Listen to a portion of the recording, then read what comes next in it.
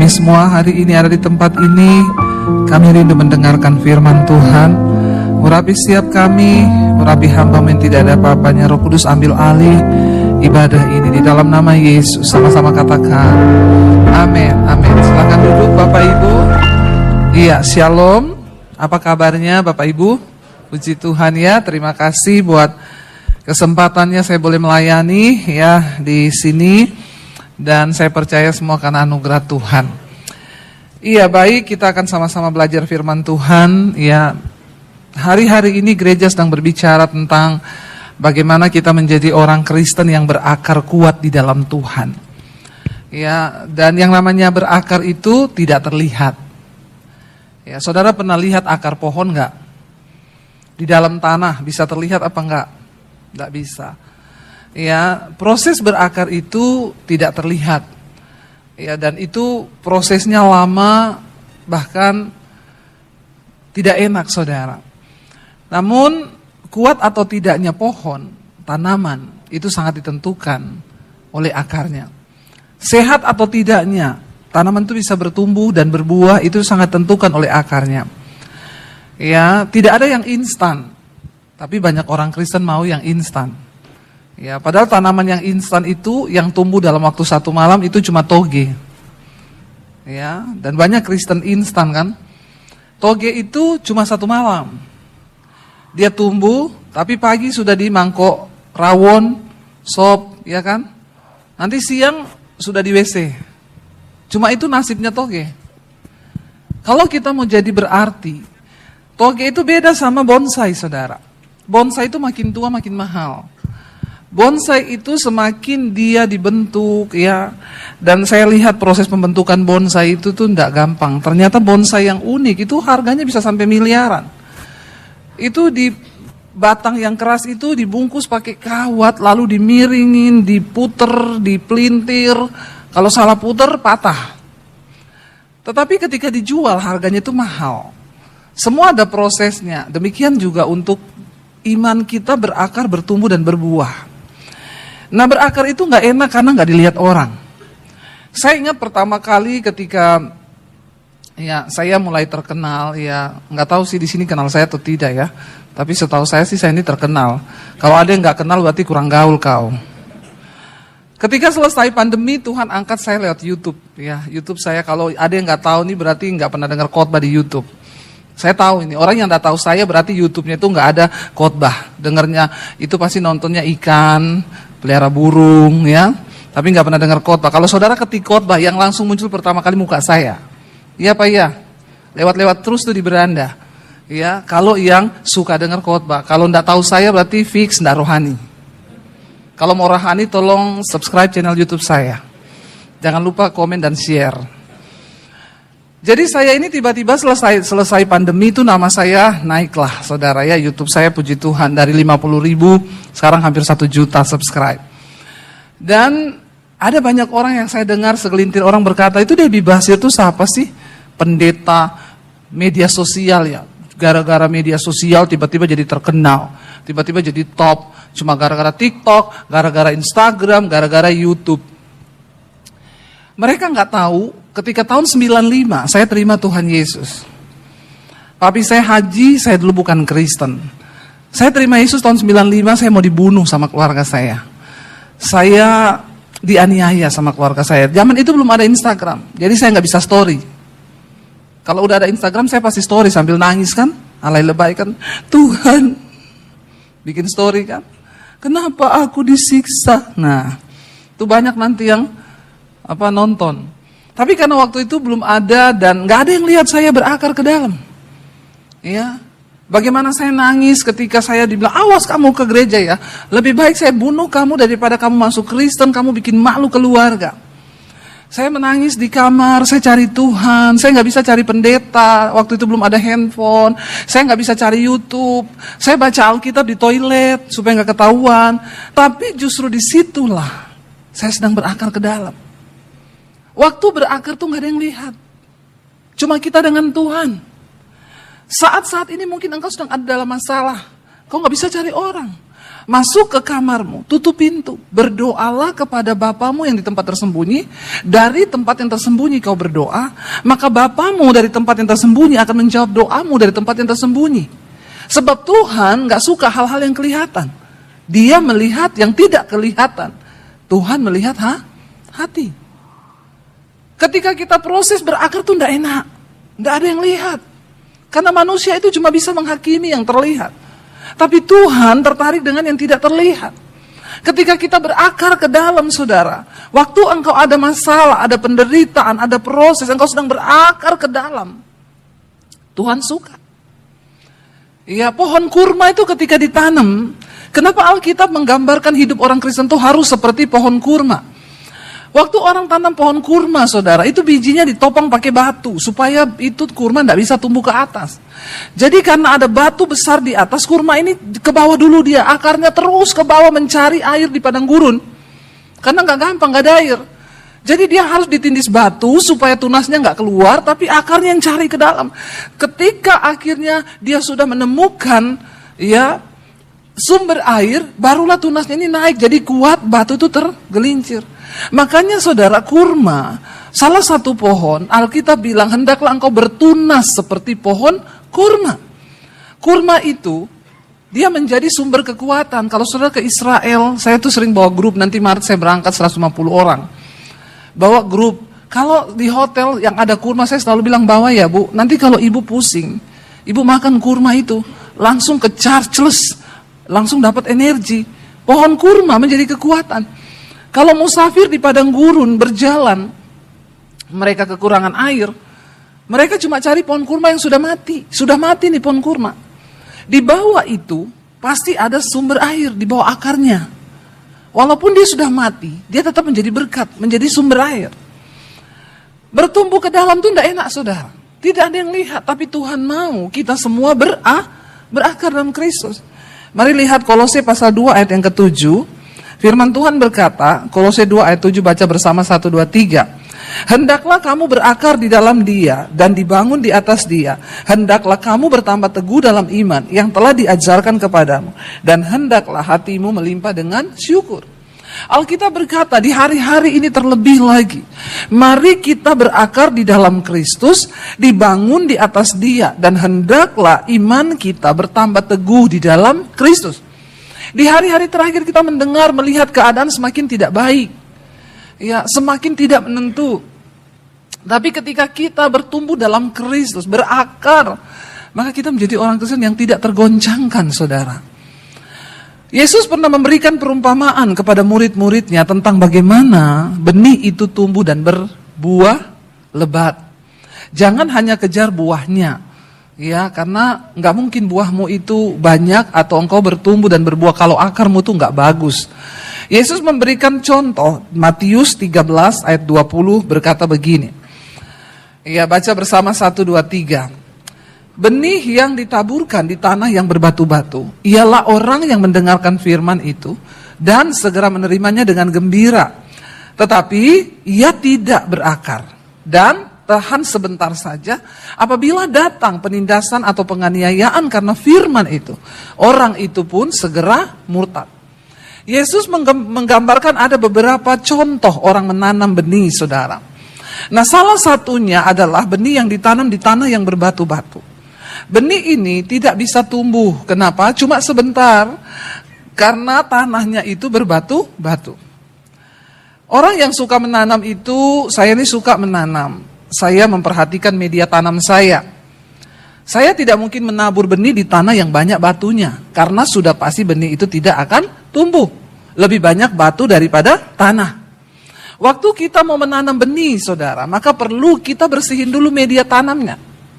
Bahkan yang tahu tanam ya, kadang media tanam itu kelihatan bagus, ternyata tingkat keasamannya sudah terlalu tinggi sehingga tanamannya mati. Ini harus diperbaharui lagi. Yesus berkata bahwa orang yang menabur benih di tanah yang berbatu-batu tidak akan berakar. Cuma tahan sebentar pasti mati. Alkitab berkata, kita ini tanah hati. Hati ini bicara tentang tanah. Tanah hati kita ini harus bersih, supaya ketika firman ditaburkan, firman itu bisa tumbuh, berakar, bahkan berbuah. Nah, banyak orang Kristen datang ke gereja dengan tanah yang berbatu. Sehingga firman tidak bisa tumbuh. Makanya saya sering dengar gini, itu Kristen loh Bu. Tiap minggu datang ke GBI Eklesia. Rajin itu Bu. Paling awal, gereja belum buka dia sudah masuk. Itu pelayanan loh di Eklesia. Tapi Bu, utang tidak bayar. Tidak usah angkat tangan. Itu Bu, pelayanan, Kristen, rajin, selingkuh. Tidak usah angkat tangan juga. Itu Kristen Bu. Rajin ibadah. Tapi di rumah, mulutnya, semua kebun binatang keluar. Saya sering mendengar orang bilang, itu Kristen Bu, pelayanan Bu. Tapi nipu orang terus kerjaannya. Kenapa bisa terjadi seperti ini saudara? Karena kita datang ke gereja dengan tanah hati yang kotor, banyak batunya. Ini gak mungkin bisa benih itu bertumbuh, berakar dan berbuah lebat, gak mungkin. Ya banyak orang Kristen yang datang ke gereja, saya juga tidak tahu. Ya tolong hormati Tuhan saudara. Kau datang ke gereja ke sini, sudah bayar harga loh. Harus bangun, iya toh? Lebih enak tidur atau bangun? Ya, apalagi minggu begini lebih enak tidur kan? Kau bangun tuh sudah bayar harga. Kau melangkah, pakai baju, datang ke sini, bayar uang bensin. Kan sayang banget kalau kau di gereja duduk ngantuk, malah tidur. Pulang saja kau di rumah. Atau kau di sini, matamu lihat saya khotbah, tapi otakmu nanti siang makan apa ya? Banyak ini di sini orang-orang kecil model begini duduk, tapi lihat pendeta khotbah, habis ini enak makan soto atau makan apa ya, mie babi, soto tutup ini, karena lebaran toh, puasa kan. Ini banyak model-model begini. Ada juga yang datang ke gereja sama mertua nggak bicara. Nggak usah angkat tangan. Banyak. Ada juga yang datang ke gereja, suami istri lagi berantem, tapi datang ke gereja. Tapi nggak omongan. Tahu? Yang kau tipu siapa? Bukan pendeta Tuhan. Terus apakah hidup begitu berkenan? Tapi ke gereja bareng, naik mobil bareng, nggak bicara. Turun dari parkiran, masuk, duduk bareng di gereja. Padahal lagi tidak bicara. Aduh, hatimu penuh syaiton. Yang saya bingung, kenapa juga kau ke gereja? Nggak usah di rumah aja nonton TV. Dosamu makin berkurang malah. Daripada kau datang ke gereja, marahan, tidak omongan, tidak bicara. Kita ini lagi menipu siapa? Kekristenan macam apa yang lagi kita bangun hari-hari ini? Tapi saya mengerti sekarang, kenapa bisa terjadi begitu? Karena memang benar banyak orang Kristen datang ke gereja, tapi tanah hatinya penuh batu. Nggak diberesin, banyak dosa yang disimpan. Makanya Tuhan Yesus bilang, kalau kau datang menghampiri rumah Allah, lalu kau hendak memberi persembahan, ingat dulu apa yang ada di hatimu dengan saudaramu. Kalau kau lagi musuhan sama saudaramu, Tuhan bilang jangan kasih persembahan. Kau pulang dulu berdamai dengan saudaramu. Setelah kau berdamai, baru kau balik lagi ke rumah Tuhan. Baru kau kasih persembahan, itu yang berkenan. Karena kalau kau tidak berdamai, kau kasih persembahan, itu kekejian bagi Tuhan. Karena Alkitab berkata, doa orang fasik itu menjadi kekejian di mata Tuhan. Ternyata ada ibadah yang kita pikir ibadah, sebenarnya menjadi kekejian. Tuhan tuh jijik. Doa orang fasik menjadi kekejian di mata Tuhan. Ya, kita berdoa nih jadi orang fasik. Apa orang fasik? Orang yang tahu kebenaran tapi nggak pernah mau melakukan kebenaran itu, terus bikin dosa. Ini orang fasik. Waktu kau berdoa, kau pikir kau lagi rohani, Tuhan dengar doamu gini, jijai bajai. Jijik Tuhan. Tapi kita sering tidak menyadari. Mari mulai bongkar tanah hatimu itu. Kalau kau kepahitan sama iparmu, karena kau bilang ipar adalah maut, mertua adalah maut, tetangga adalah maut, semua kau bilang maut, padahal kau yang membawa roh maut. Maka mari saudara, ya, kalau di gereja ngantuk tolong tutup mulut ya. Saya terganggu melihat mulut saudara yang terbuka lebar itu. Ya, agak kemunafik lah sedikit ya. Ada pendeta jangan nunduk aja terus gini. Khotbah saya ini sebenarnya tidak bikin ngantuk loh. Ya, tapi saya lihat banyak yang ngantuk, banyak yang tidur, bahkan ada yang gini. Ampuni dia Tuhan. Karena dia tahu apa yang dia lakukan, tapi dia pura-pura tidak tahu. Model-model Kristen begini, saya ini dari Muslim loh saudara. Jujur. Saya bayar harga mahal ketika terima Yesus. Saya diusir, saya mau dibunuh sama keluarga saya. Saya tinggalkan keluarga saya tahun 96. Tidak bawa apa-apa, bahkan papi saya bilang, jangan bawa ijazah. Saya mau lihat Yesus kasih makan, kamu pakai apa? Makanya Tuhan angkat saya jadi YouTuber, gak perlu ijazah. Tapi jujur, waktu saya jadi Kristen, saya masuk ke dalam gereja, saya lihat hidup orang Kristen. Tidak seindah ajarannya Tuhan Yesus. Nggak seindah. Tapi ya saya mengerti aja, namanya juga manusia toh. Tapi ya manusia kan bisa berubah toh. Saya berubah banyak waktu saya baca firman. Saya ini dulu orang penuh dosa. Saya ini dulu banyak dosa, bahkan dosa yang saudara nggak lakukan mungkin saya lakukan. Saya orang paling jahat dulu sebelum saya kenal Tuhan Yesus. Tapi waktu saya kenal Tuhan Yesus, kebenaran itu memerdekakan saya. Satu-satu dosa mulai hilang. Iri hati, kepahitan, kebencian, amarah, dendam, keserakahan, menjatuhkan orang, memanfaatkan orang. Itu Tuhan buang semua, kenajisan, percabulan. Itu pelan-pelan dikikis. Tapi saya suka bingung lihat orang Kristen. Ya saya baru tahu sekarang, kemarin ada survei dilakukan. Di kota-kota Kristen, mayoritas Kristen. Disurvei saudara, yang punya Alkitab berapa banyak? 80% punya Alkitab. Waktu disurvei yang baca, 20% kurang. Saya baru mengerti, kenapa banyak kantong Kristen, kenapa banyak orang Kristen, hidupnya nggak berubah. Yaitu, kau nggak pernah baca Alkitab. Benih itu nggak pernah kau baca. Sudah baca aja, belum tentu tumbuh, karena masih banyak yang kotor. Apalagi tidak pernah baca. Ya udah, walau alam. Nggak pernah tumbuh imanmu, nggak pernah berakar imanmu. Saudara, ayat ini bilang, tanah hati kita tuh penting, karena tempat Tuhan bertahta di hati kita ini. Kalau engkau itu mendengarkan firman, hatimu kotor, penuh kepahitan, penuh dosa, firman itu nggak bisa bertumbuh. Apa gunanya tanah hati kita bersih? Kita simpan firman. Firman ini berakar.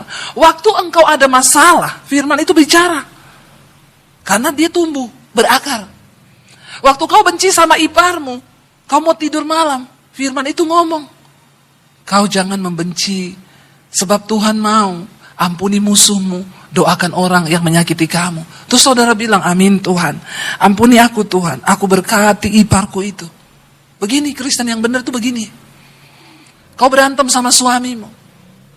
Tuhan bilang, ngomong sama suamimu, minta maaf. Karena firman Tuhan berkata, di mana orang hidup rukun bersama, kesanalah berkat Tuhan diperintahkan. Ampuni aku Tuhan. Yes, aku mau berdamai dengan suamiku, supaya rumah tangga kami diberkati Tuhan. Kan begitu. Karena kalau kau terus tolak itu suara Tuhan, makanya banyak, bukan murtad secara jasmani, pindah agama, no. Jangan saudara pikir yang murtad pindah agama itu murtad. Oh dia murtad, kenapa pindah agama? Itu tersesat. Kalau murtad di gereja pun banyak orang murtad. Yang duduk di gereja tiap minggu. Tapi kau nggak pernah melakukan firman Tuhan. Kau sudah murtad. Kau murtad secara rohani, kata firman Tuhan. Mari kita baca bersama 1 Timotius pasal yang pertama. 1 Timotius 1 ayat yang ke-19. Baca bersama dengan suara yang keras, 1, 2, 3. Beberapa orang telah menolak hati nuraninya yang murni itu. Dan karena itu, kandaslah iman mereka. Iman bisa kandas loh. Kalau imannya kandas, bisa menyelamatkan nggak iman itu? Nggak bisa. Kayak kapal kandas, nggak bisa jalan, rusak, mogok, nggak bisa mencapai tujuan. Iman yang kandas tidak akan menyelamatkan kita, saudara. Iman yang menyelamatkan, iman yang bagaimana? Iman yang bertumbuh, berbuah, berakar. Ternyata banyak orang sudah murtad tapi masih duduk di gereja. Tandanya apa? Dia sering kali menolak hati nurani mereka yang murni. Saya kasih kesaksian, saya sama suami waktu itu berantem. Ya, cekcok mulut lah, ya. Pendeta juga manusia toh. Punya rasa, punya hati kan. Pendeta bisa marah nggak? Saudara bisa marah nggak? Pendeta bisa marah nggak? Nggak usah takut-takut. Ngomong aja bisa. Ya. Waktu itu saya cekcok mulut sama suami. Saya bilang, saya nggak mau tidur sama kamu. Saya mau tidur di luar aja di sofa. Suami saya bilang, jangan kamu yang di sofa, aku aja yang di sofa. Ya udah sana kamu di luar. Lagi saya mau tidur, Roh Kudus ngomong, jangan begitu loh. Kamu tuh berdamai. Minta maaf sana sama suami. Mau nggak mau, kan dia yang salah. Roh Kudus ngomong terus, enggak, saya enggak mau. Harus dia minta maaf. Tiba-tiba saya antara ngantuk dan tidak, saya takut juga tidur. Karena saya takut, saya tidur marah-marah, mimpi ketemu kuntilanak, terus dicekik, mati, mampus masuk neraka. Mampus itu, pasti mati, masuk neraka, kekal selama-lamanya. Terus tiba-tiba, saya bilang, Tuhan tapi saya ngantuk, tapi saya nggak mau minta maaf. Kepala batu memang ini pendeta satu ini. Tiba-tiba saya dapat penglihatan, ada pohon, tanaman, ada satu ulat di daunnya. Tiba-tiba ulat itu jadi banyak, dia makan semua tuh tanaman jadi kering, langsung tinggal ranting kering.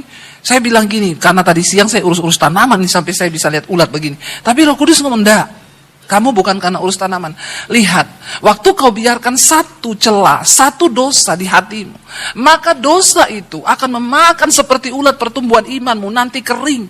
Ternyata ini benar, kandas imanmu. Maka makanya banyak orang Kristen imannya nggak berbuah. Boro-boro kau lihat mujizat. Berbuah aja kagak, bertumbuh kagak, akarnya mati. Tapi masih pede datang di gereja. Dan saudara, waktu akhirnya saya lihat penglihatan itu, saya langsung berdiri. Ya Tuhan ampuni saya, Tuhan, saya tidak mau iman saya mati. Saya berdiri, saya buka pintu kamar. Begitu saya buka, suami saya sudah depan pintu. Dia begini, lalu kami berpelukan. Seperti Teletubbies. Waktu berpelukan saya bilang sama suami saya, dari tadi Roh Kudus itu sudah. Kalau jiwamu menjadi pelaku firman, Roh Kudus beri kita kekuatan. Roh Kudus kasih kita kuasa. Tapi kalau kau tolak terus, kandaslah imanmu. Anak-anak muda, dengar baik-baik. Ya, kalau ada yang bilang, dugem, enak dugem, tolak dalam nama Yesus.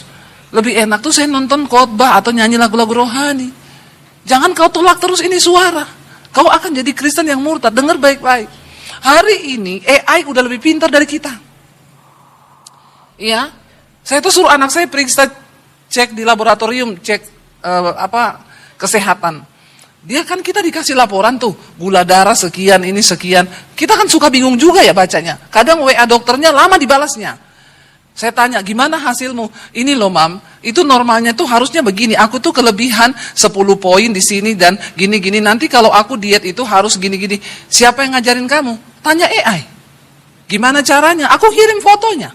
AI-nya kasih tahu, gulamu kelebihan 10 poin. Kamu harus diet makan ini. Kalau kamu membutuhkan menu diet, aku akan bikinin kamu untuk 1 minggu. Kayak gitu AI, iya. Kita udah gak perlu konsultasi dokter. Suami saya lagi bikin laporan di komputer, rusak, error. Dia foto, kirim ke AI. Tolong kasih tahu dong kalau hadapi komputer kayak gini dibalas. Kalau kamu mau sabar, tunggu aja 2 jam nanti pulih. Tapi kalau kamu tidak sabar, tolong pencet kolom ini, nanti ada pilihan ini. Coba kamu lakukan. Bisa jadi. Nggak perlu pakai mekanik, nggak perlu IT. AI lebih pintar. Orang-orang pintar sekarang tersingkir dengan AI. Anak-anak muda dengar baik ya. Yang pintar aja tersingkir, apalagi yang goblok. Ya, dengar baik-baik, jangan goblok kau, dilarang goblok. Ya. Tapi Tuhan tuh nggak cari yang pintar, yang goblok. Tuhan itu memberkati orang yang takut akan Tuhan. Sebab Alkitab berkata orang-orang yang takut akan Tuhan akan disertai Tuhan. Walaupun kita punya pengetahuan pas-pasan, tapi kalau kau hidup takut Tuhan, kau bergaul dengan firman Tuhan, akan ada jalan-jalan supranatural yang terbuka. Hari-hari ini banyak pemecatan pegawai. Iya, kenapa? Suami saya dulu kan harus panggil orang media kita. Ini tolong benerin. Iya, kalau dia jujur lagi. Kalau dia bilang ini 1 hari Pak benerinnya. Udah, kita hilang waktu sehari. Sekarang ada AI. Nggak usah panggil dia. 5 menit jadi. Menakutkan loh. Menakutkan nih kepintaran AI. Cuma banyak AI yang gagal di China, saudara. Itu mobil yang baru-baru sekarang kan pakai teknologi AI. Kalau mata menutup sedikit kan dia tulis Anda mengantuk. Lah di China itu semua mata hampir tertutup. Jadi itu mobil bunyi terus. Anda mengantuk. Sampai dia udah pelototin gini. Enggak ngantuk saya, Anda mengantuk. Itu gagal si AI di China. Ya, ada sih beberapa kelemahan AI. AI juga bisa bikin. Suami saya kemarin mencoba, saya bilang, coba rubah foto kita tuh jadi kayak orang-orang itu loh, pakai baju Cina-Cina kan ini kan lagi Imlek toh. Bikinin dong foto kita biar kayak orang Cina. Sama suami saya dimasukin foto kita berdua. Bikin latar belakang Imlek. Dirubah, saudara. Suami saya pakai baju Songchan, saya jadi barongsai. Ya Tuhan. Jadi suami saya berdiri sama barongsai. Kurang aja tuh AI itu. Mau saya kutuk dia itu. Tapi dia AI lagi. Jadi gagal dia, saudara, dalam beberapa hal sih. Tapi jujur saya mau ngomong, ayo hidup takut Tuhan. Ayo baca firman, lakukan. Anak-anak muda, dengar baik sekali lagi. Keadaan ke depan tidak semakin baik. Tapi orang yang takut akan Tuhan, Alkitab bilang jalan mereka dipenuhi kebahagiaan. Amin saudara. Orang yang takut akan Tuhan akan dipelihara. Orang yang hidup takut akan Tuhan, menghormati Tuhan, melakukan firman Tuhan, mereka akan mengalami kemuliaan Tuhan. Karena itu hari ini buka hatimu sebagai tanah dan bilang, Tuhan biar benih firman itu masuk, hidup kami diubahkan. Katakan di hadapan Tuhan, tidak selamanya kita harus mengerti jalan Tuhan, tapi untuk selamanya kita harus belajar percaya kepada Tuhan. Sekalipun mengikuti jejaknya itu berat. Seringkali apa yang kita mau secara daging tidak terjadi. Tapi percaya saudara, waktu kau ikut jejaknya Tuhan. Ayub berkata begini saudara, perintah dari bibirnya tidak kulanggar, dalam sanubariku kusimpan ucapan mulutnya. Mari dengarkan firman Tuhan dan simpan itu dalam hatimu. Waktu engkau menyimpan firman dalam hatimu, maka firman itu yang akan menuntunmu saudara, untuk mulai mengikuti kehendak Tuhan. Waktu kau simpan firman dalam hatimu, maka firman itu yang akan berkuasa membawa engkau sampai pada tujuannya Tuhan. Karena firman itu berkuasa, dan firman itu dikatakan akan mengerjakan setiap apa yang disuruhkan Allah untuk terjadi dalam hidup kita. Bahkan Ayub berkata begini, tetapi Tuhan itu tidak pernah berubah. Siapa dapat menghalangi Tuhan? Perhatikan saudara, kalau hari ini engkau belum mencapai satu tujuan di hidupmu, jangan salahkan orang lain. Jangan pernah salahkan, gara-gara dia ini saya nggak bisa dapat ini. Jangan pernah salahkan nih, gara-gara dia ini sampai saya hari ini harus begini. Waktu Tuhan yang menentukan untuk engkau dapat mencapai sesuatu, maka dikatakan tidak ada yang bisa menghalangi Tuhan. Tidak ada yang dapat menghalangi kuasa Tuhan yang besar untuk membawa engkau digenapi janji itu dalam hidupmu. Nggak ada. Tidak ada satu manusia yang berkuasa pun saudara yang dapat menghalangi jalan Tuhan atas hidupmu. Bagian kita cuma duduk di kaki Tuhan dan belajar percaya. Ajar kami memahami Tuhan, apa maksudmu dari setiap ujian ini. Waktu kau tahu bahwa ayat ini berkata, siapa dapat menghalangi Tuhan? Karena itu saya selalu belajar untuk menerima bahwa kenyataan apapun yang kita hadapi hari ini itu seizin Tuhan. Dia tidak pernah terlalu cepat. Tuhan gak pernah buru-buru saudara. Walaupun kita udah gebelet banget pengen dapetin itu, tapi Tuhan bilang tunggu. Kalau aku belum berkata, itu gak akan terjadi. Waktu kita mengerti cara Tuhan ini, kita gak mudah menyalahkan orang lain gara-gara dia itu. Sampai saya gak bisa begini, gara-gara dia itu. Stop. Karena Tuhan, kalau dia sudah menetapkan sesuatu, ayat ini berkata, tidak ada satu pun yang dapat menghalangi Tuhan. Tidak ada satu kuasa pun yang dapat menghalangi kehendak Tuhan terjadi. Apa yang dikehendakinya, perhatikan. Ayat ini berkata begini saudara. Baca bersama. Apa yang dikehendakinya dilaksanakan juga. Karena apa? Ia akan menyelesaikan apa yang ditetapkan atasku. Dan banyak lagi hal yang serupa ya dimaksudkannya. Tuhan akan melaksanakan ketetapannya atas hidup kita. Hari ini bagian kita berkata, Tuhan, tuntun aku berjalan di dalam jejak-Mu. Hari ini banyak hal yang tidak kami mengerti. Waktu-waktu ke depan mungkin masa yang suram, kekelaman. Tapi waktu Engkau datang dan berkata pada Tuhan, aku mau Tuhan ajar kami memahami semua rencana-Mu atas hidup kami. Maka dia Tuhan yang turut bekerja, mendatangkan kebaikan atas hidup kita. Bangkit berdiri bersama saudara. Angkat hatimu pada Tuhan. Serahkan hidupmu kepada Tuhan malam ini. Ini adalah titik balik. Bilang Tuhan, biar malam ini menjadi titik balik hidupku kepada Tuhan. Kami datang Tuhan, memberi hidup kami kepadamu Bapa. Bahwa lidah kami hanya memuji Yesus.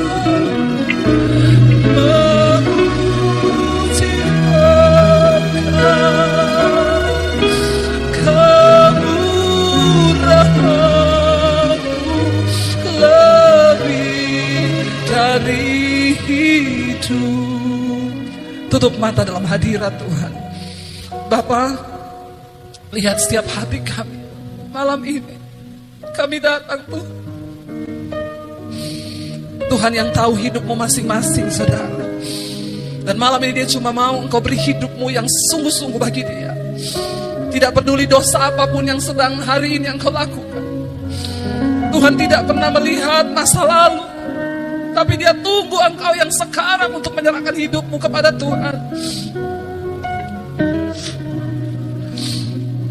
Ini hidup kami Tuhan Yesus. Berapa banyak di antara saudara yang mau sungguh-sungguh menyerahkan hidupmu pada Tuhan? Angkat tanganmu di tempatmu, saya akan berdoa. Tuhan, engkau melihat setiap tangan kami yang terangkat kepadamu Tuhan. Ini kami di atas kota Palangkaraya ini Tuhan. Kami datang menyerahkan hidup kami kepada Tuhan. Biar kemurahan-Mu nyata di hidup kami Bapa. Ya Yesus, kami tahu malam hari ini surga bersorak-sorai melihat setiap anak-anak-Mu datang menyerahkan hidup mereka kepada Tuhan. Jesus, sebab tidak ada persembahan yang menyenangkan hati Tuhan selain persembahan hidup yang kudus dan yang berkenan kepada Allah. Apapun keadaan kami malam ini, kami mau berkata sekali Yesus, kami mau tetap pilih Yesus saja dalam hidup kami. Tuhan, apapun yang sedang mereka alami dalam hidup mereka malam ini, hamba percaya Engkau yang maha tahu. Yang terikat dengan dosa sudah dilepaskan dalam nama Tuhan Yesus. Yang sakit malam ini Tuhan sembuhkan dalam nama Yesus. Yang mengalami pergumulan yang berat malam ini Tuhan lepaskan dalam nama Yesus. Kami mau berkata malam ini ketika kami sudah memilih Yesus,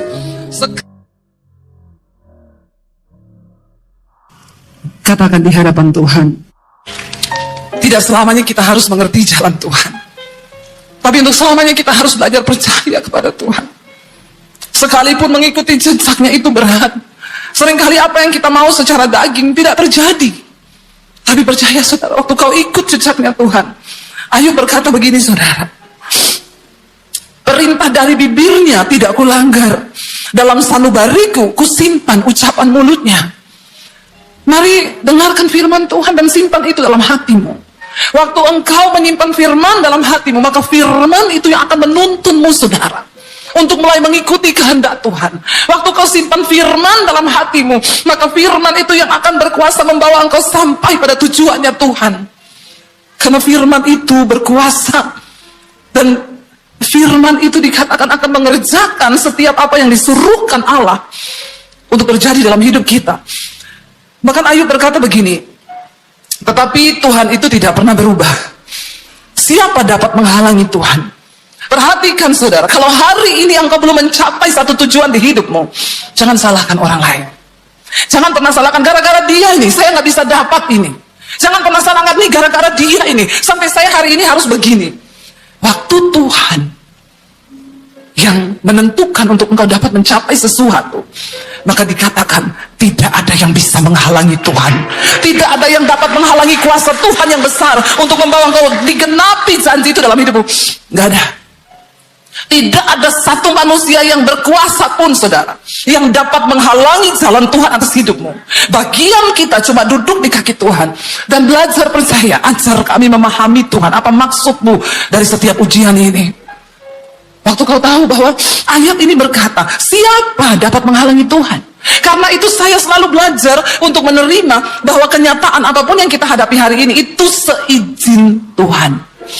Dia tidak pernah terlalu cepat. Tuhan gak pernah buru-buru saudara. Walaupun kita udah gebelet banget pengen dapetin itu, tapi Tuhan bilang tunggu. Kalau aku belum berkata, itu gak akan terjadi. Waktu kita mengerti cara Tuhan ini, kita gak mudah menyalahkan orang lain gara-gara dia itu. Sampai saya gak bisa begini, gara-gara dia itu. Stop. Karena Tuhan, kalau dia sudah menetapkan sesuatu, ayat ini berkata, tidak ada satu pun yang dapat menghalangi Tuhan. Tidak ada satu kuasa pun yang dapat menghalangi kehendak Tuhan terjadi. Apa yang dikehendakinya, perhatikan. Ayat ini berkata begini saudara. Baca bersama. Apa yang dikehendakinya dilaksanakan juga. Karena apa? Ia akan menyelesaikan apa yang ditetapkan atasku. Dan banyak lagi hal yang serupa ya dimaksudkannya.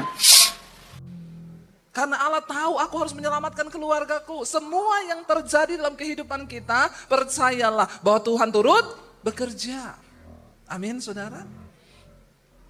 Dan singkat cerita, bangsa Israel menjadi bangsa yang besar di Mesir. Yusuf angkut semua keluarganya datang ke Mesir. Tinggal di sini. Aku sekarang punya kedudukan. Yusuf memberkati keluarganya beranak pinak. Mereka menjadi bangsa yang besar di Mesir. Ketika mereka mulai besar, lalu Yusuf mati, Fir'aun mati. Naiklah Fir'aun yang berikutnya, Raja Mesir. Yang sudah tidak lagi mengenal Yusuf. Dan semuanya bisa berubah. Tiba-tiba Raja Mesir berkata, ini orang Israel sudah terlalu besar di sini ya. Ya nggak bisa loh kita biarin mereka begini. Nanti mereka akan menguasai kita. Ayo kita jadikan mereka budak. Ya, dan akhirnya ya mereka dijadikan budak di Mesir. Mereka ditindas, mereka disiksa. Dan sampai akhirnya mereka ingat lagi bahwa mereka punya Tuhan. Dan firman Tuhan berkata, mereka berseru-seru kepada Tuhan. Lalu kasih setia Tuhan dinyatakan bagi mereka. Baca Keluaran pasal 2 ayat 24. Keluaran 2 ayat 24, ketika bangsa Israel mulai berseru kepada Tuhan, bukan hanya berseru, mereka mengerang, mereka menangis kepada Tuhan. Saudara alami kasih setia Tuhan, menangislah. Orang-orang yang akan mengalami kasih setia Tuhan, orang-orang yang datang merendahkan diri, menangis, mengerang di hadapan Tuhan. Keluaran 2 ayat 24, baca bersama. Ya, Keluaran 2 ayat 24, Allah mendengar mereka mengerang. Lalu ia mengingat kepada perjanjiannya dengan Abraham, Ishak dan Yakub. Maka Allah melihat orang Israel itu dan Allah memperhatikan mereka. Amin. Kita semua berhak mengalami kasih setia Tuhan. Tapi bagaimana caranya? Datang di kaki Tuhan, mengerang sama Tuhan. Supaya Tuhan ingat akan janjinya atas hidup kita, amin. Ya, bagaimana kita bisa mengalami kasih? Saya percaya gereja ini pertama kali ada, pasti banyak air mata, ya. Benar nggak saudara? Ya, pasti banyak mengerang di kaki Tuhan. Kita yang tadinya tidak mengerti jalan bagaimana, tapi ketika kita menangis di kaki Tuhan, maka Tuhan menyatakan kasih setianya, amin saudara. Iya, makanya saya selalu bilang orang Kristen, enggak usah cari-cari pendeta suruh doain. Datang sendiri di kaki Tuhan. Mengerang, menangis, sentuh hati Tuhan. Kalau kita cuma titip doa sama pendeta, ya enggak ada pendeta yang sakti di sini. Ya, amin. Bahkan saya pun tidak sakti. Tapi kita punya Tuhan yang luar biasa, yang berkuasa. Ya, jemaat itu kan apa-apa Pak, doain dong Pak Gembala, doain dong Pak, saya sakit perut Pak, saya sakit gigi Pak. Ya cuma masalah kecil-kecil datang cari pendeta. Ya enggak usah cari pendeta. Masalah besar, masalah kecil, kita punya Tuhan yang kuasanya tidak terbatas. Amin. Tepuk tangan buat Tuhan saudara. Jadi jemaat itu jangan malas ya, kalau tepuk tangan, amin. Saya ini khotbah sudah keringat loh. Sobat suara kita ini, sobat keringat ini. Ya terus saudara cuma dengar. Ya, saya semangat kalau saudara tepuk tangan tuh, yes Tuhan, amin gitu ya. Berarti saudara respon. Ya kalau saya sudah khotbah menggebu-gebu, yang dengar cuma pulang saya nonton bola. Bertobat ya. Ayo kita sudah datang di gunung kudusnya Allah. Kita sudah beribadah kepada Tuhan yang hidup, Allah yang luar biasa. Sayang kalau engkau tidak mengalami kemuliaan Tuhan, amin. Hidup manusia itu cuma 70 tahun, kalau sampai. Loh benar, karena banyak yang tidak. Siapa yang udah lewat dari 70, angkat tangan. Dapat sepeda di bawah nanti, Oma. Ya, ada sepeda di bawah, ambil aja. Sepedanya siapa tidak tahu. Ya, lu orang, makanya saya salut kalau lihat ibu-ibu, bapak-bapak yang sudah 70. Ya, karena Alkitab bilang kan, umur manusia itu 70. Ya. Tapi kalau lewat ada memang, tapi kebanggaannya penderitaan, sakit penyakit ya. Makanya ketemu orang di atas 70, Oma apa kabar? Lutut sakit. Ya toh? Iya terus kepala sakit. Semua sakit, memang itu manusiawi, normal. Dan Alkitab udah bilang. Ya, tidak semua orang mau sampai 70 loh, makanya jangan sombong. Kita hidup karena anugerah Tuhan. Umur kita itu terbatas cuma 70. Jangan sampai engkau tidak mengalami kemuliaan Tuhan. Bagaimana mengalami kesetiaan Tuhan, kasih setia Tuhan, mengerang datang di kaki Tuhan.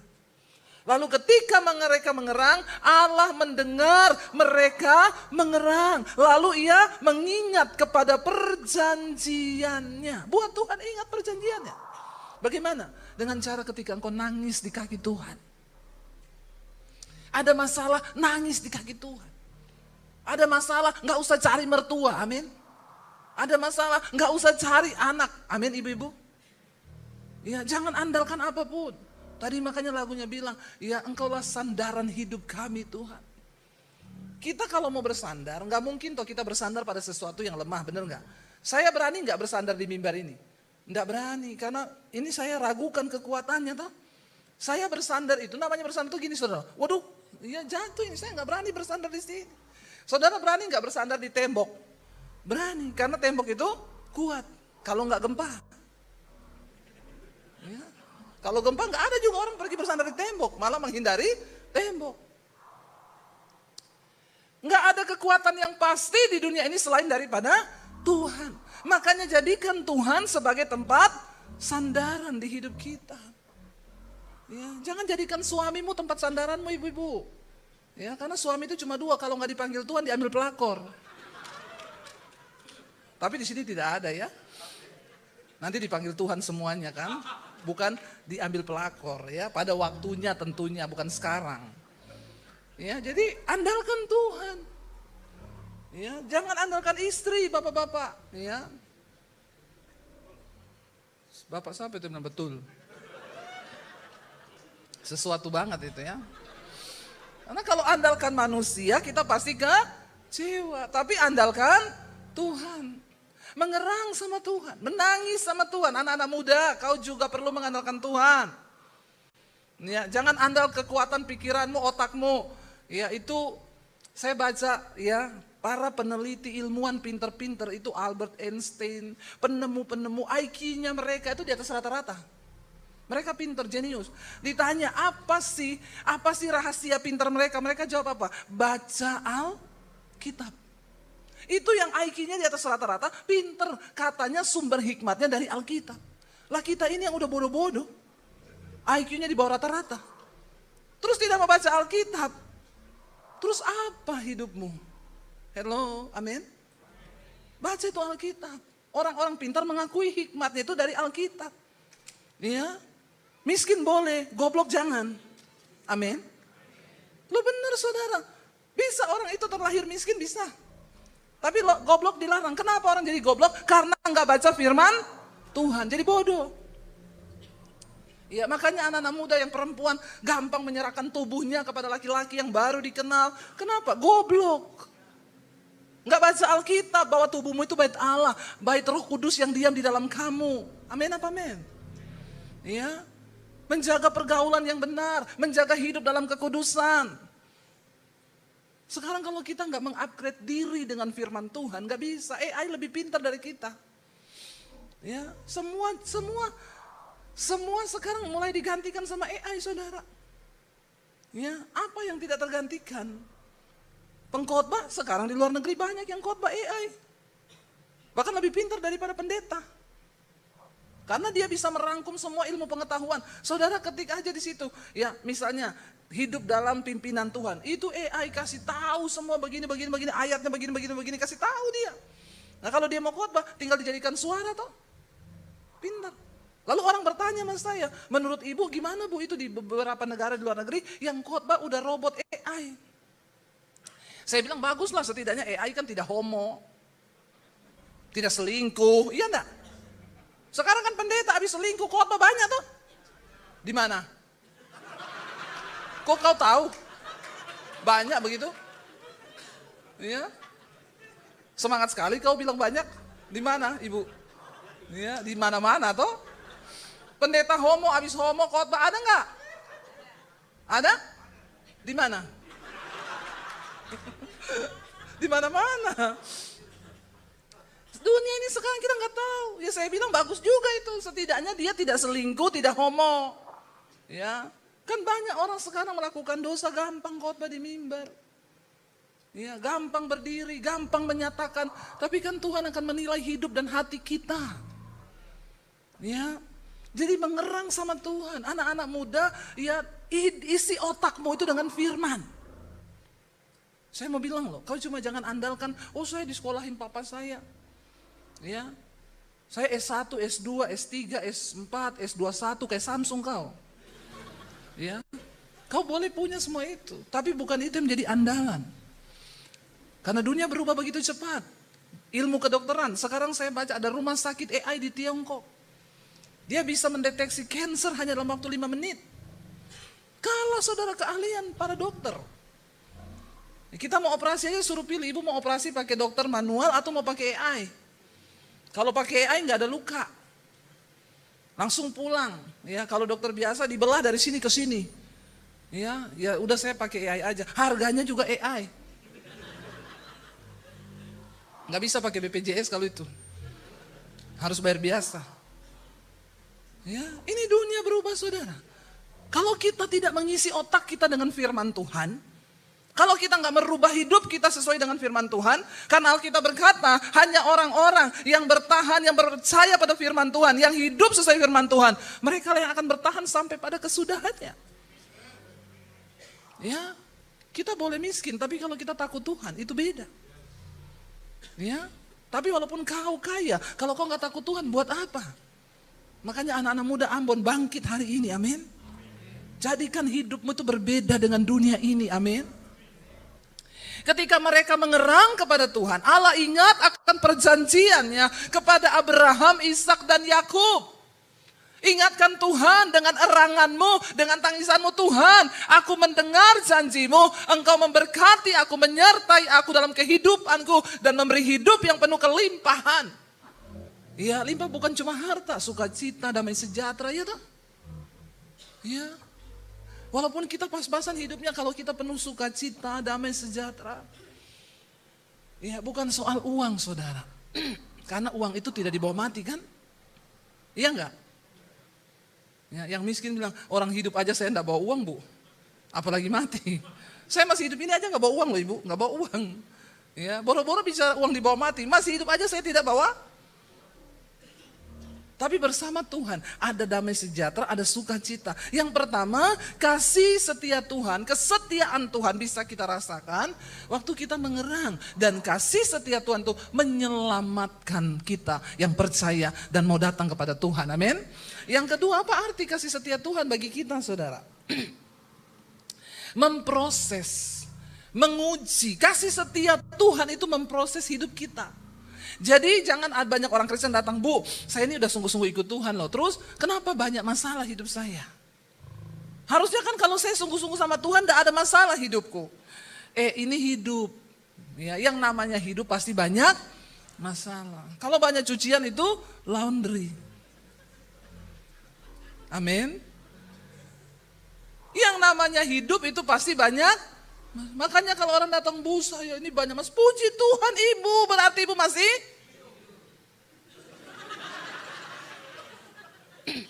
Jadi Pak Gembala kalau orang datang bilang punya banyak masalah, bilang puji Tuhan berarti kau masih. Kalau tidak ada masalah sudah.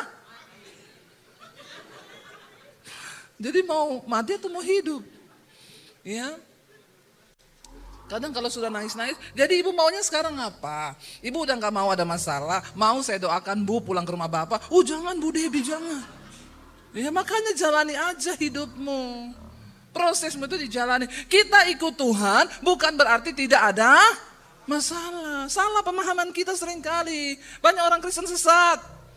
Kalau udah ikut Tuhan gak ada masalah, siapa bilang? Orang yang dipilih Tuhan justru hidupnya banyak masalah. Tapi jangan cari-cari. Ya, Yusuf ketika dipilih Tuhan masuk dalam masalah, dibuang, difitnah, dihina, jadi budak, di penjara. Karena kasih setia Tuhan itu memproses, menguji iman kita, amin. Ya, perjalanan di gereja ini bukan mudah, pasti ada ujian, ada tantangan. Tapi kenapa sampai hari ini semua karena kasih setia Tuhan. Orang yang berjalan dalam kasih setia Tuhan, kita ini ikut Tuhan bukan supaya tidak ada masalah hidup kita. Kita ikut Tuhan supaya ketika ada masalah, kita kuat menanggung segala masalah itu. Amin saudara. Berbeda dengan orang dunia yang tidak punya Tuhan. Ya beda. Walaupun kita banyak masalah, karena kita punya Tuhan, kita masih bisa sukacita. Tidak langsung naik di jembatan. Itu orang yang tidak punya pengharapan. Ya, apa-apa bunuh diri, apa-apa bunuh diri. Kita punya pengharapan dalam Tuhan. Karena ya Tuhan itu punya kasih setia dalam hidup kita. Yusuf, Daud, mereka orang-orang yang mengalami pergumulan yang berat. Apakah Tuhan tidak menyertai? Justru karena mereka dipilih masuk di dalam rencana Tuhan yang besar. Maka mereka harus mengalami banyak ujian dan proses. Untuk apa? Untuk membuktikan kemurnian imannya itu kepada Tuhan. Ya, jangan berpikir kita ini ikut Tuhan pasti tidak ada masalah. Ya, makanya pendeta sering mendoakan, kalau kau ikut Tuhan sungguh-sungguh tidak ada masalah. Ya pasti begini, enggak saudara, orang yang dipilih Tuhan itu pasti menghadapi banyak masalah. Tapi enggak apa-apa, mending kita menghadapi masalah sekarang supaya memperoleh kehidupan dan sukacita kekal. Amin. Daripada hari ini kita bersenang-senang, tetapi kita tidak dibentuk, tidak diproses. Nanti kita binasa. Ibu-ibu, kalau hari ini engkau sedang dibentuk dengan suamimu, tetaplah doakan suamimu. Bilang, Tuhan, aku bersyukur dengan proses ini. Ya, mungkin hari ini salibmu itu suamimu. Itu juga kau yang pilih sendiri. Ya, ada orang datang sama saya, Bu, doakan suami saya. Ibu, suami saya itu selingkuh, judi, gini. Ibu berdoa. Ya. Jangan pernah menyerah, sukacita doakan suami, ini salib bagi ibu. Bu Dewi sih enggak tahu suami saya. Coba ibu rasa suami saya tidak mau rasa suamimu. Saya punya suami sendiri. Kenapa kau suruh rasa suamimu sama saya? Itu kan pilihanmu, bukan pilihan saya. Enak aja. Ada orang begitu. Ibu kan enggak rasa suami saya, aku mau rasa suamimu. Itu kan kau yang pilih sendiri toh. Ini pendeta ini sekarang memang kita ini harus juga ceplas-ceplos sama jemaat ini, Pak. Ya, karena jemaat itu kadang-kadang membelok kanan kiri, membelok mau supaya dibenarkan tingkah lakunya. Ya, itu kan ibu yang pilih sendiri. Terus siapa yang suruh ibu kawin sama dia? Katanya, ya saya, Bu. Makanya jangan suruh saya rasa. Ibu aja rasa itu suamimu. Tapi Bu, kabar baiknya ada harapan di dalam Tuhan. Ya, jangan kau cerai, doakan suamimu. Sudah ibu, saya doakan terus suami saya. Doanya gimana? Tuhan, jamah suamiku agar bertobat. Ganti doanya. Gimana Bu? Tuhan, hajar suamiku. Begitu ya Bu? Doa saya begitu. Hajar suamiku Tuhan supaya dia bertobat. Dia bilang, tidak apa-apa berdoa begitu. Tidak apa-apa Ibu. Saya tanggung jawab. Saya pendeta, saya tanggung jawab. Ya, nggak usah takut, doa begitu. Saya tanggung jawab. Suatu saat saya ditelepon bapak-bapak. Halo, ini benar Ibu Pendeta Debbie Basir? Iya. Hei, pendeta macam apa kau itu? Kenapa Bapak ini siapa? Kau gak ajar istri saya berdoa, Tuhan hajar suamiku, pendeta macam apa kau? Saya bilang, suami macam apa juga kau? Sampai istrimu harus berdoa menghajar kau? Suami macam apa kau? Bapak, maaf dengarkan saya ngomong ya. Bapak jangan terlalu pede. Bapak jangan terlalu besar kepala. Sebab yang dihajar Tuhan, kata firman Tuhan, Tuhan menghajar orang yang dikasihinya. Kalau Bapak masih dikasihi, dihajar Bapak. Kena stroke sedikit begitu supaya bertobat. Tapi kalau Bapak tidak dikasihi Tuhan lagi, tidak dianggap anak lagi, Tuhan tidak hajar Pak, selingkuh aja terus. Tiba-tiba kau mati di kamar hotel. Keluar di surat kabar. Ya lagi selingkuh, kena serangan jantung, mampus. Boro-boro masuk surga, yang ada masuk koran sama masuk berita. Langsung teleponnya putus, nit. Belum kau ketemu pendeta model saya begini. Ini jemaat ini memang kebangetan. Jadi kita hamba Tuhan jangan kekurangan hikmat Pak. Enggak apa-apa, hajar aja nih jemaat ini. Kita udah keras aja pada nggak tobat, apalagi kalau kita nggak keras. Enggak apa-apa jadi pendeta VOC Pak. Ya, hajar aja ini. Maksudnya, saudara, engkau harus mengerti firman Tuhan. Ya, memang tantangannya sudahlah kalau kita hari ini harus menderita persoalan pergumulan, kan masalah itu ada dua, karena kesalahan sama karena kehendak Tuhan. Ya, tapi yang karena kesalahan kita itu bisa diubah menjadi kehendak Tuhan kalau kita mau bayar harga. Makanya saya bilang jangan salah menikah. Kau salah masak nasi, menyesal 1 hari. Tapi kalau salah pilih laki, salah pilih jodoh, menyesal seumur. Untung-untung kalau dia tobat. Ya lama prosesnya. Ya, itu sebenarnya penderitaan karena kesalahanmu. Tapi bisa berubah menjadi kehendak Tuhan. Waktu engkau nangis di kaki Tuhan. Tuhan, aku sudah salah nih pilih suami. Ya, tolong Tuhan ampuni. Makanya kadang-kadang orang Kristen bilang begini. Ya, Kristen tidak boleh cerai. Karena apa yang disatukan Tuhan, tidak boleh diceraikan manusia. Persoalannya kenapa orang Kristen banyak cerai? Karena yang satukan mereka bukan Tuhan, setan. Siapa yang tertawa itu?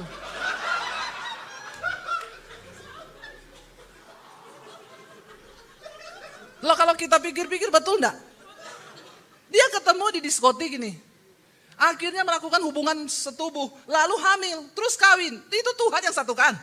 Saya mau tanya, bukan matamu lebar-lebar anak muda ya? Kenapa banyak perceraian terjadi? Kalau yang disatukan oleh Tuhan itu tidak mungkin cerai. Saya sama suami ini tidak mungkin cerai. Karena Tuhan yang menyatukan kami.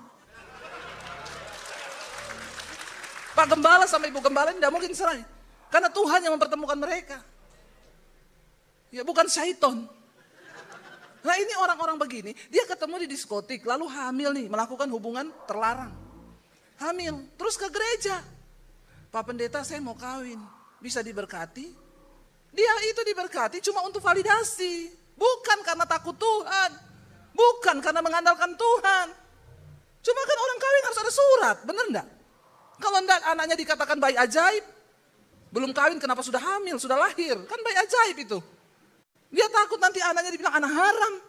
Hello, coba kita berusaha hidup menghormati Tuhan. Surat itu bukan, kita nggak bisa bohongi Tuhan. Jangan dipikir setelah kau nikah di gereja terus Tuhan berkati. Hello, banyak orang Kristen hidup di bawah kutuk.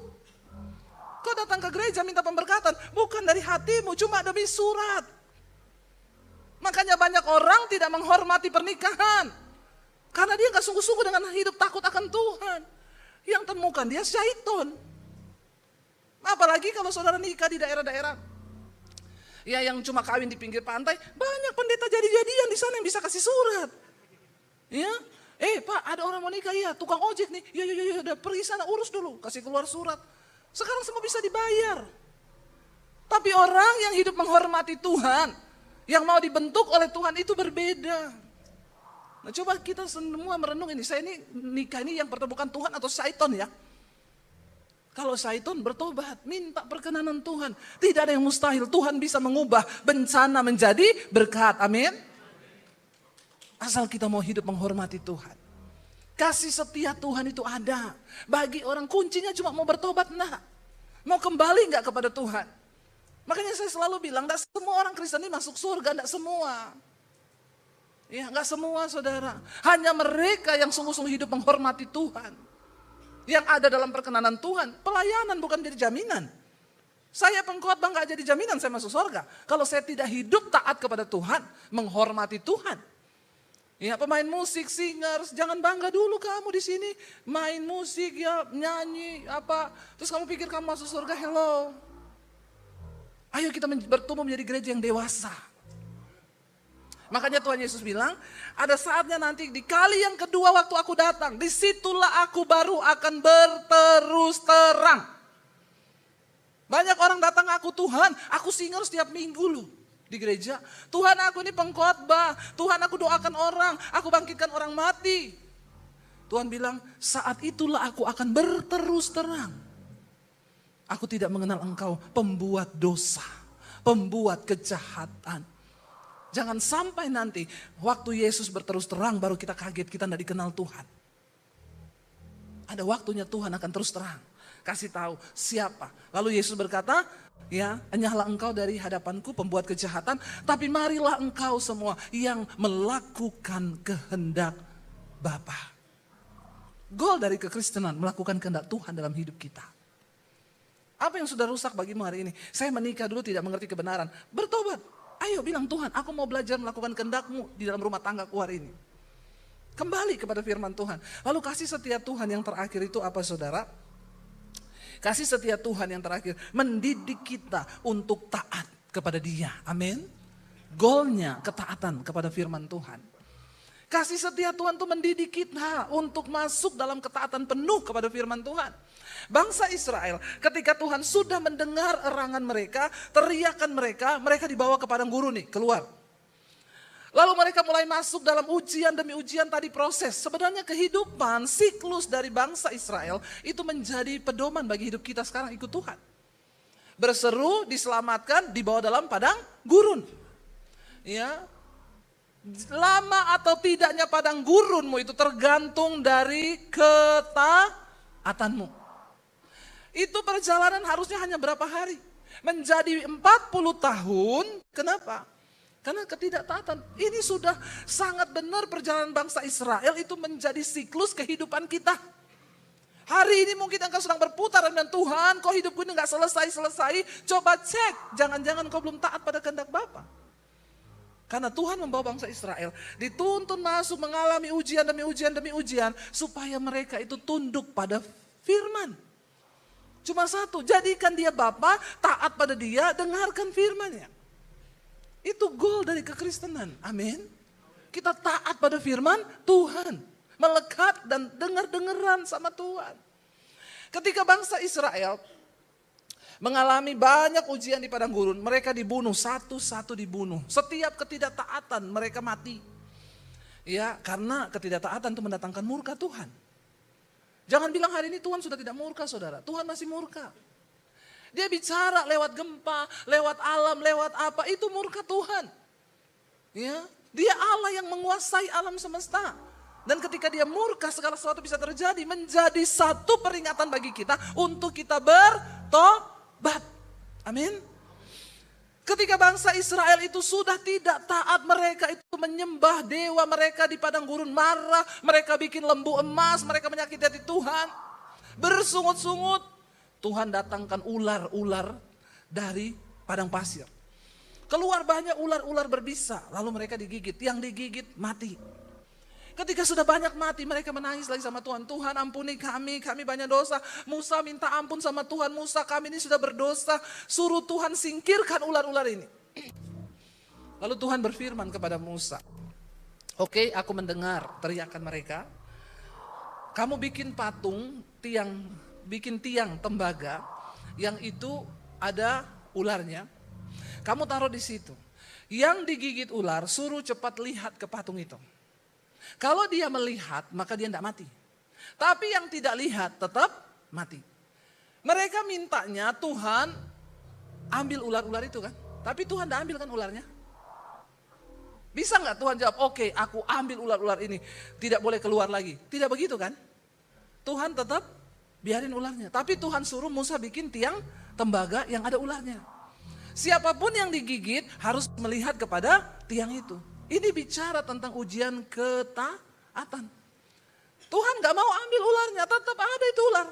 Dan mereka tetap digigit. Tapi yang langsung melihat pada tiang itu tidak mati. Yang tidak taat, tidak mau melihat, pasti mati. Kan bisa Tuhan ambil ularnya, bisa kan? Bisa, tapi Tuhan gak melakukan itu. Karena Tuhan pengen kita ini hidup mencapai goalnya, yaitu taat kepada perintah Tuhan. Tuhan gak ambil setiap masalahmu. Dalam kita berjalan mengiringi Tuhan itu pasti ada persoalan, ada tantangan, ada masalah. Tuhan gak ambil itu. Supaya apa? Kita belajar untuk taat, percaya sungguh kepada perintah Tuhan. Amin saudara. Waktu kita taat pada perintah Tuhan, maka kita melihat, oh iya. Sehingga bangsa Israel yang taat lihat langsung ke tiang itu. Mereka tidak mati. Karena mereka melihat dan taat kepada perintah Tuhan. Makanya kalau saudara yang pernah pergi ke Israel, kita masuk dari Jordan, tempat pertama yang kita kunjungi Gunung Nebo, itu Gunung Musa. Di situ ada patung, ada tiang ular tembaga. Ya, yang orang yang melihat ke situ, dia enggak. Tapi akhirnya tiang itu dihancurkan. Kenapa? Karena orang Israel sudah menjadikan itu berhala. Tuhan enggak mau ada berhala dalam hidup kita. Ya. Itu sudah bukan masanya.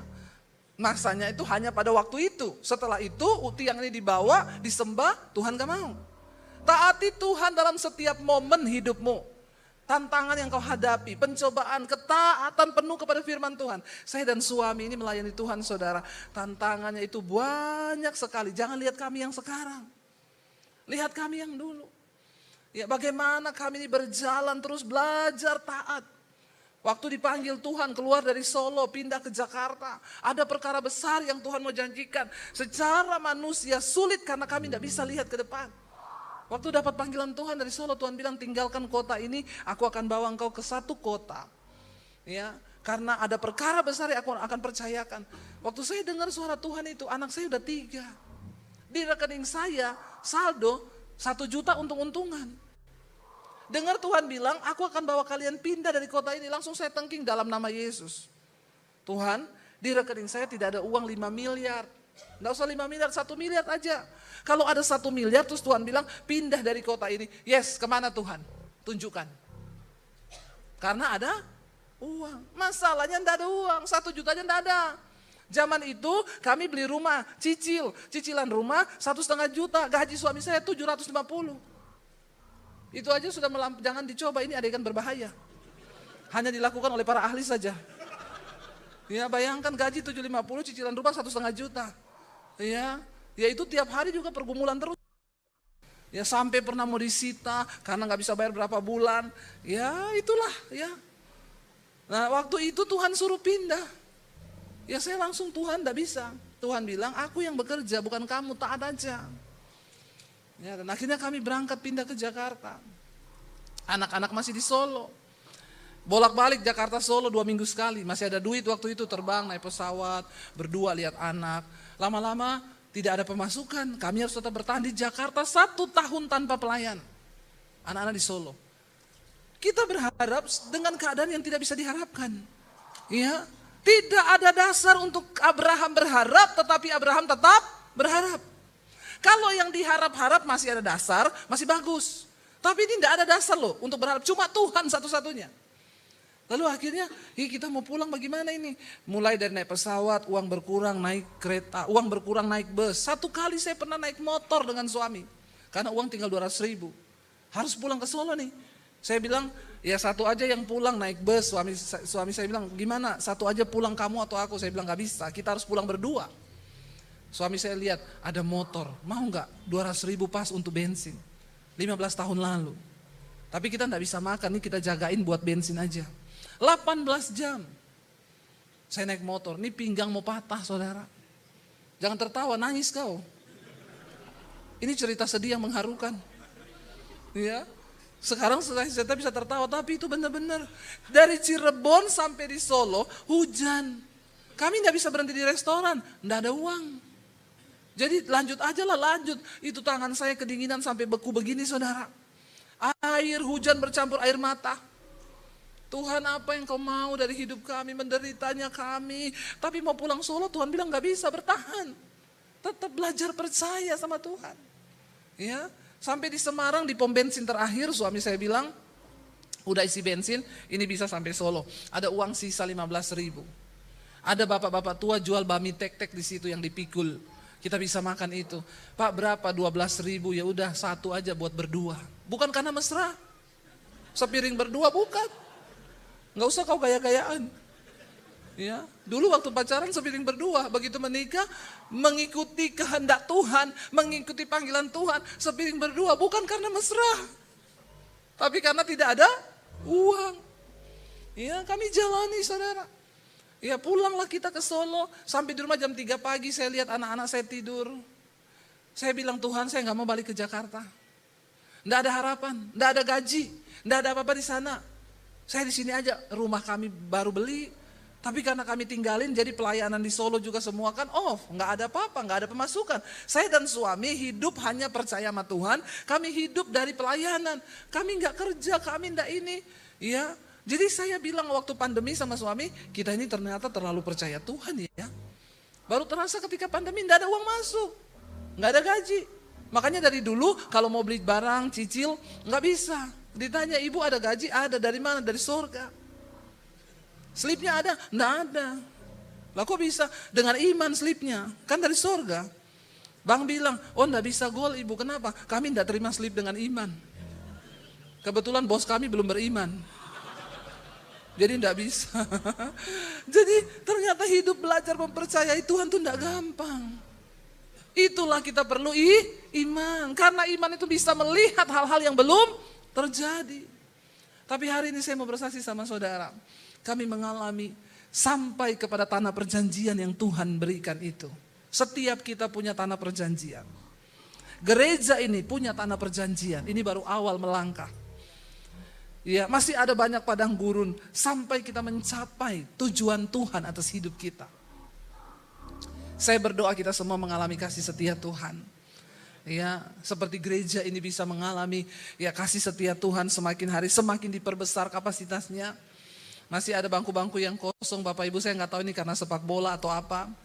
Tapi ayo cari jiwa, amin. Supaya semakin dipenuhkan. Kita semua harus bekerja loh saudara. Kita sudah mengalami kasih setia Tuhan. Kita semua harus bekerja. Bagaimana membalas kasih setia Tuhan? Cari jiwa, bawa untuk kerajaan Allah. Tetanggamu, saudaramu yang belum ke gereja, ajak dia, ayo ngalami Tuhan yuk. Ayo ikut ke gereja yuk beribadah. Karena waktu kita menghadap Tuhan satu saat nanti, apa yang akan Tuhan tanya? Ya, mana yang kau persembahkan bagiku? Berapa jiwa yang kau bisa bawa bagiku? Itu yang menyenangkan hati Tuhan. Karena satu orang bertobat, seisi surga bersorak-sorai. Amin. Saya undang para imam musik maju ke depan. Kita berdoa saudara. Biar Tuhan pakai hidup kita. Biar kita menjadi orang yang mengalami kasih setia Tuhan terus. Kita diselamatkan, dibentuk Tuhan, diproses. Bahkan dibawa dalam ketaatan sepenuhnya kepada Tuhan. I got all that I could ever need.